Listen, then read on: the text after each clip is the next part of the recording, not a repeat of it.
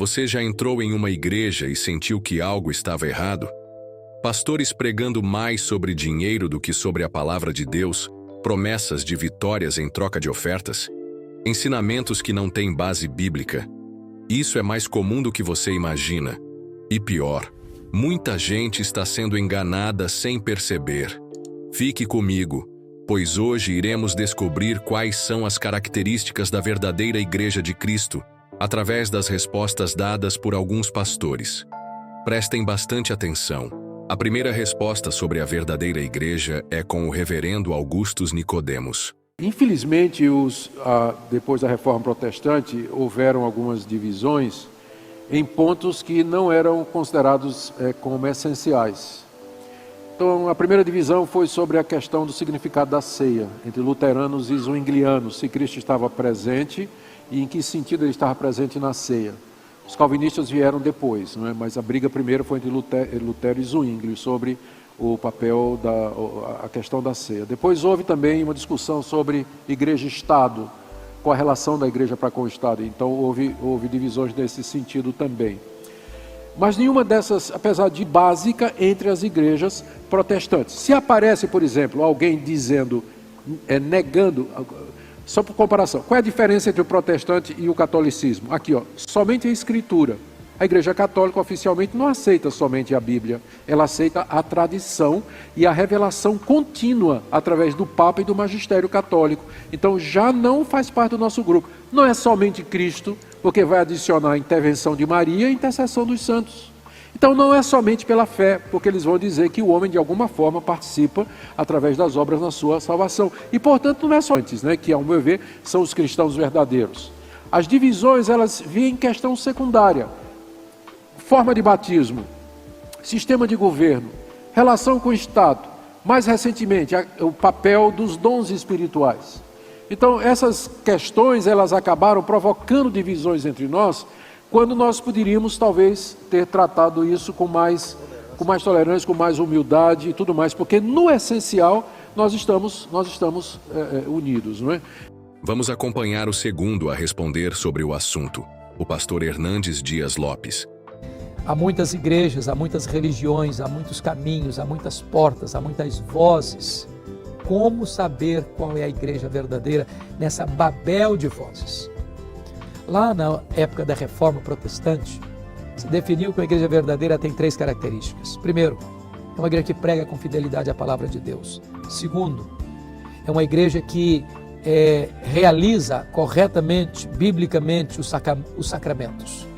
Terceiro, é uma igreja que exerce a disciplina corretamente à luz do ensino das Escrituras. Você quer saber qual é a igreja verdadeira? Conheça a palavra. Uma igreja que prega com fidelidade a palavra. Uma igreja que não explora o povo para alcançar favores, benesses, arrancando o dinheiro das pessoas para se locupletarem. Mas uma igreja que apacenta as ovelhas de Cristo, ensinando com fidelidade a palavra de Deus. Uma igreja que zela pela integridade moral. Uma igreja que prega a palavra com entusiasmo e faz com que a obra missionária alcance muita gente para a salvação. Uma igreja que não tem fãs, mas discípulos do Senhor Jesus Cristo. Se estiver gostando do nosso conteúdo de hoje, deixe o seu like para que esse vídeo chegue para mais pessoas. Continuando. O terceiro que falou a respeito do tema, o pastor Osiel Gomes. Por que nós somos a era que mais se divide igrejas? Se nós estamos vivendo o maior avivamento do Brasil, por que nós somos as igrejas que mais surgem facções no nosso meio? Porque quando você pega João 17, 21, o maior sinal de unidade e avivamento no mundo são 2: se ela anda na verdade e se ela está em unidade. Olhem para cá que eu vou dizer algo de Deus. Nós somos contra você pular aqui? Não. Nós somos contra você dar glória a Deus aqui? Não.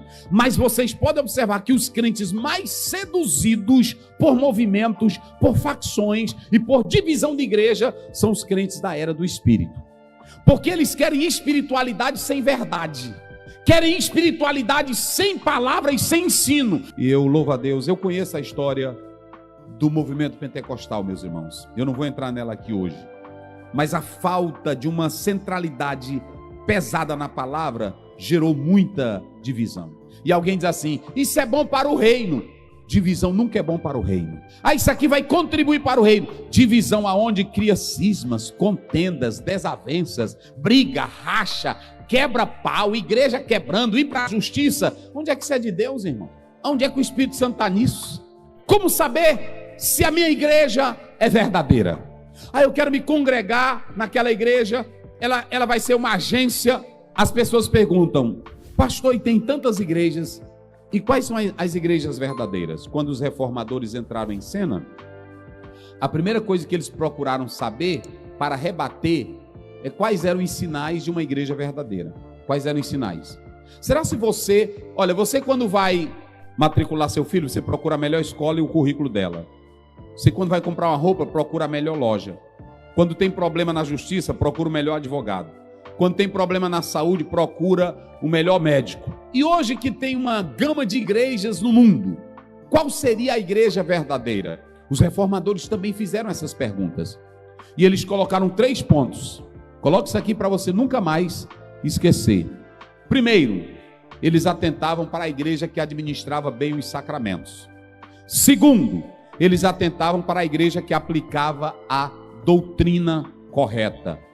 E terceiro, eles aplicavam o ponto primordial: saber se aquela igreja pregava a palavra.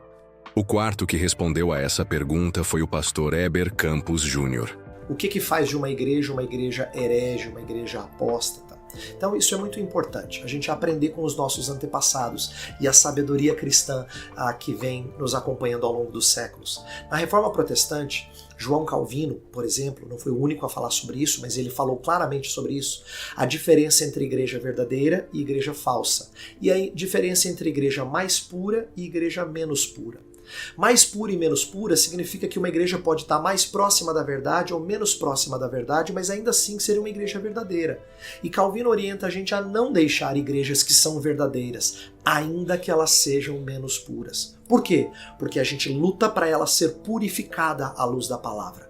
Pode ser que ela tenha entendimentos doutrinários equivocados. Pode ser que ela seja negligente na prática da disciplina eclesiástica. Não a pratique de maneira tão saudável quanto a gente gostaria. Então nós exortamos ela a se alinhar com a Escritura, mas a gente não vê sinais suficientes para dizer que ela é uma igreja falsa.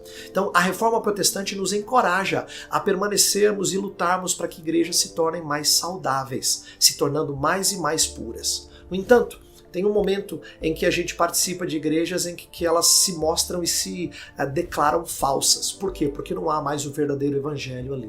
Quais são alguns sinais de que uma igreja está se tornando falsa e a gente deve sair dela e não permanecer nela?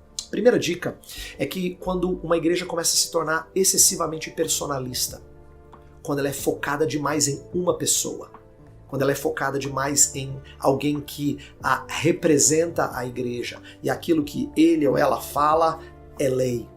Quando uma igreja se torna personalista, ela dá o primeiro indício de que ela está caminhando para o caminho de seita antes do que de igreja de Cristo Jesus. Por quê? Porque, novamente, uma lição que a gente aprende da Reforma é que nenhum personagem, nem o Papa, nem qualquer líder de igreja deveria ser um guru insubstituível. Todas as vezes que fiéis acham que alguém é o mais importante dos mestres, esquece de ver a multiplicidade de dons e de mestres na igreja para nos ensinar como sermos agradáveis a Deus e parecidos com Cristo, a gente se torna muito personalista. Então cuidado com o personalismo dentro de você e o personalismo na estrutura eclesiástica, tá? Agradecemos a sua audiência e por ter chegado até aqui, ajude esse vídeo chegar a mais irmãos e irmãs em Cristo, deixando seu like, comentando sobre o conteúdo de hoje, se inscrevendo e compartilhando. Assim você estará ajudando ao nosso canal.